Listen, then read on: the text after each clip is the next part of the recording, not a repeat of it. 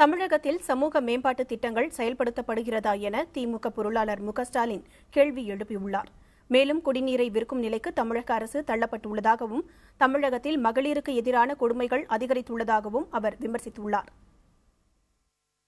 மக்களுக்கு பாதுகாக்கப்பட்ட குடிநீரை இலவசமாக தர வேண்டிய ஒரு அரசாங்கம் அந்த குடிநீரை 10 ரூபாய்க்கு விற்கக்கூடிய வெட்கம் வேதனை இந்த ஜெயலலிதா ஆட்சிகளை மாத்திரம்தான் இன்றைக்கு தமிழகம் பார்க்கிறது. இதே மதுரையில மோனோ ரயில் திட்டத்தை கொண்டு வருவேன்னு சொன்னாங்களே, ஏதாவது பணிகள் தொடங்கியிருக்கா?